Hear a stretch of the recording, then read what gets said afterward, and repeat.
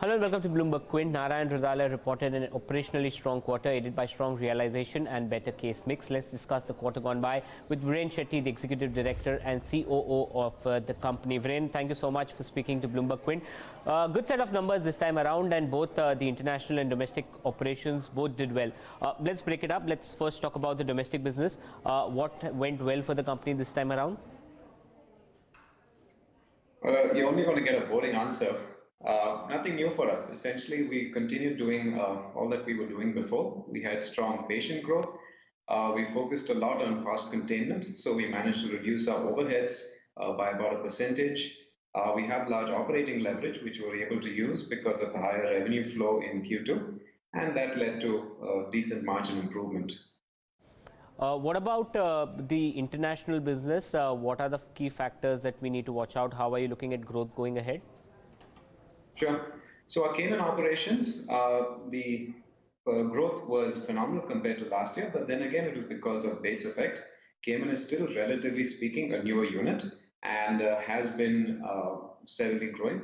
So we had strong revenue growth over there, and Cayman enjoys even more operating leverage than the India business because most of our costs, including the doctor salaries, are fixed. And so the tremendous jump in Cayman performance can be led purely to volume growth. And as you spoke about, operating leverage was one of the key reasons why margins did well. The other reason that probably you did well was change in some of the mix in terms of the therapies. How is this mix looking to, how are you looking at this mix going ahead, and how will operating leverage still improve margins for the company? Sure. Over the past 2 years, we made a concerted effort towards recruiting a very talented and extremely world-class team of doctors who are able to do very high-end procedures. We've also opened up hospitals in medical tourism hubs such as Delhi and Mumbai. So what that's happened is group-wise, we've seen a large growth in our ARPOB, primarily because we're doing a much more complicated case mix, as well as our medical tourists have been increasing. And so while the returns were pretty muted over the past 2 years, what happened now is that the sustained efforts in marketing and the investments we've made in the team have paid off. And so we're starting to see decent patient footfalls for high-end procedures, specifically around oncology, liver transplant, and cardiac surgery. What's the way ahead in terms of how have the ALOS as well as average revenue per occupied bed been for the operational hospitals as of now? Sure. Our ALOS has been continuously reducing, and that's essentially because we have focused a lot on infection control and in better clinical process. Now, essentially, infection is what leads to patients staying much longer in the hospital, far longer than they necessarily need to be there. So by investing in better classes of drugs, better control, and honestly, at the end of the day, it boils down to a lot of discipline and oversight, sorry. And so that has led to a sustained ALOS reduction. We believe we still have a lot of room to grow in that, especially because we've made a lot of investments in technology for monitoring patients as well as our manpower, and we believe it still has room to grow. We're currently at around 3.5 days, but we don't believe it can reduce lower than 3 days because we are still a surgery-focused hospital and we have a large number of patients undergoing chronic care. What about what's the way ahead for the hospitals which are currently loss-making? Where do you see, when do you see, which are these, first of all, which are these hospitals, and by when do you see at least an operational turnaround that will happen? Sure. The 3 hospitals that are loss-making are our 3 newest hospitals, one in Mumbai and 2 in Delhi.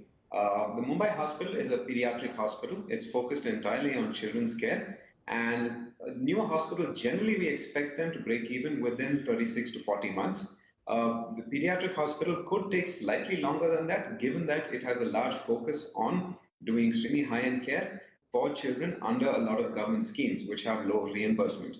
But we remain confident, given the support we've had from the community in terms of supporting this hospital. We believe it should break even in that indicated timeline.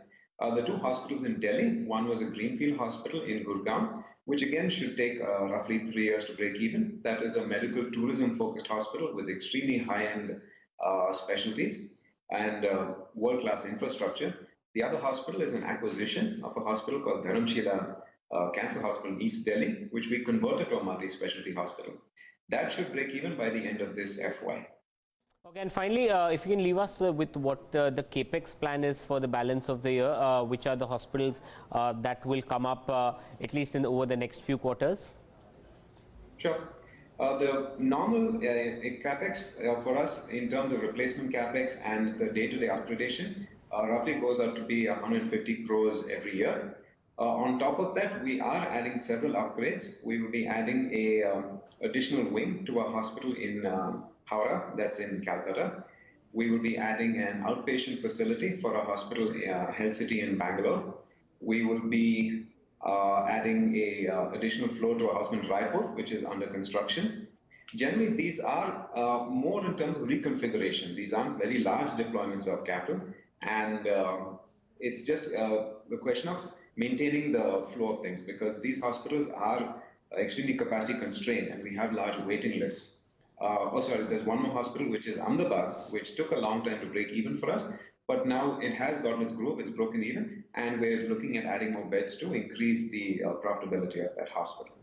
So this is more of a 3-year plan for the existing operations, and the capex in that should not be significant, and we'll be able to contain it within our existing income generated from operations.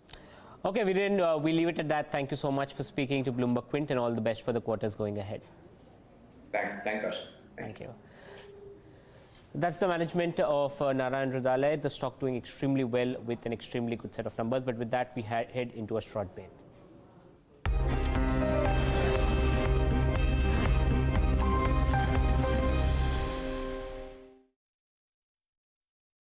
So